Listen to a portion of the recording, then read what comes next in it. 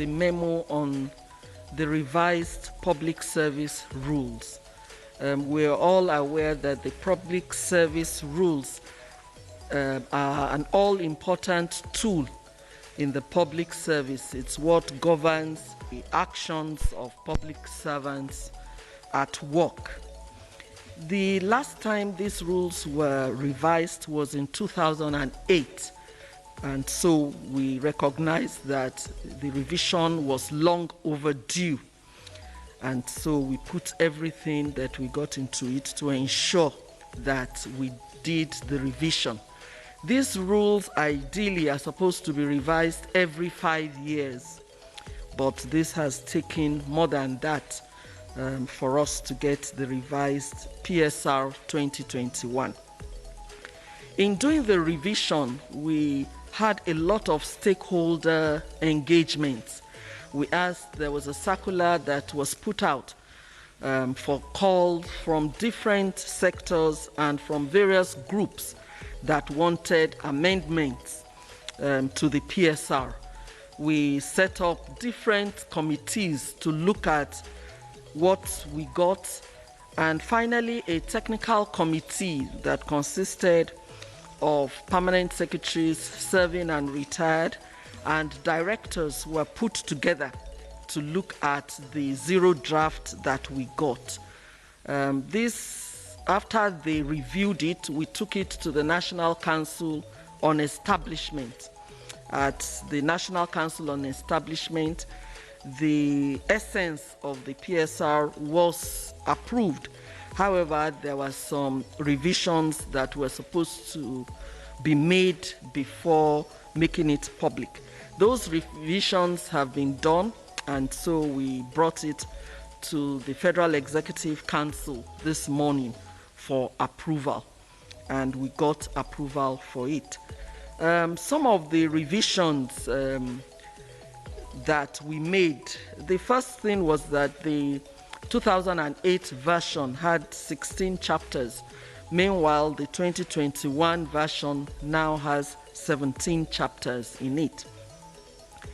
The chapter on APA and promotions has been replaced by a new chapter on the new performance management system that has been introduced into the public service. There's also a chapter that has also been reinvigorated, the chapter on training.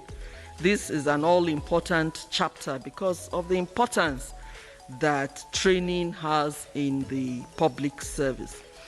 We also have a new chapter on virtual meetings.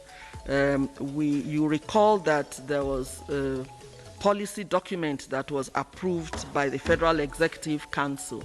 So we've put some of the guidelines from that policy document into the new public service rules.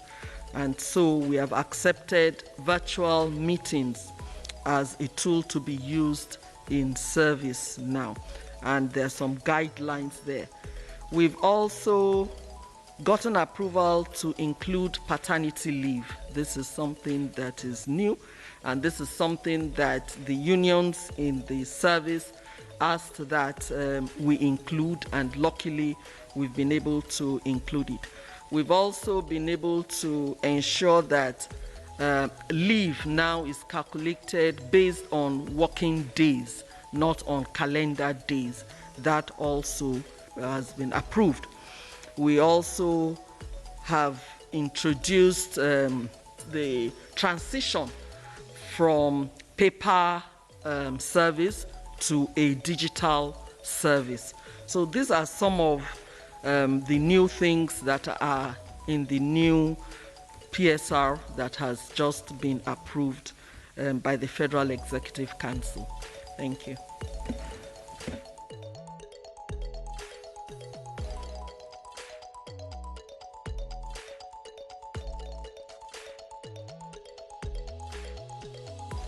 Paternity leave is the leave that is approved for men when their spouses or wives have given birth to a newborn baby, or if the husband and wife have just adopted a baby of less than 4 months, then the man is entitled to paternity leave of about 14 days.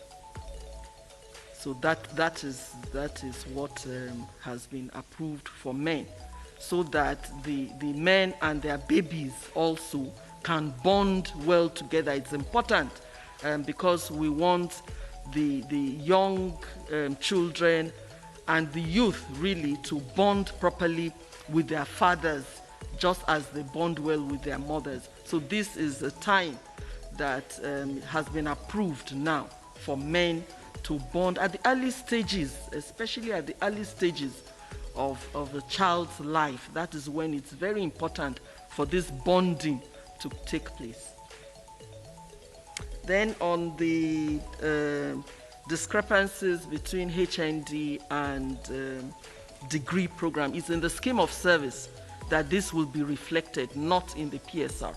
It's the scheme of service that describes entry points and things like that. And currently we're reviewing the scheme of service. It's just that we did this first and then we will do the scheme of service. So that's where that will be reflected.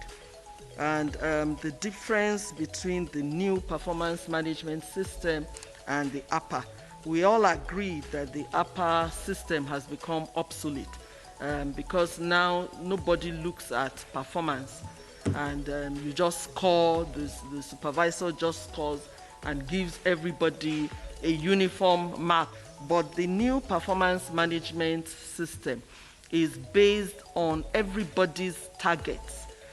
You would look at the objectives of your ministry or your parastatal, and from the broad objective of your ministry, you will determine your targets, which must be related to the objective of your ministry. And then you discuss it with your supervisor. There must be an agreement between the officer and the officer's superior that yes, these are the targets that you're going to work on in the first year. And based on that, there will be quarterly appraisals. Have you met your targets? If you haven't met your targets, why haven't you met your targets? What is it that you need that will enable you meet your targets?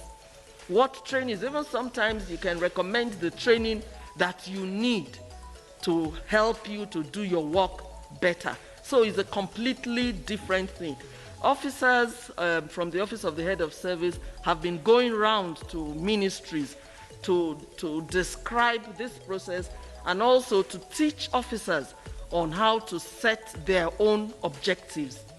So I'm sure they will come to your ministry very soon, but we've been around about 12 ministries as at today, teaching them, and at the end of the day, everybody is expected to submit their own targets so that we're sure that civil servants know what this entails. But right now there's a transition period. We cannot transit everybody at once.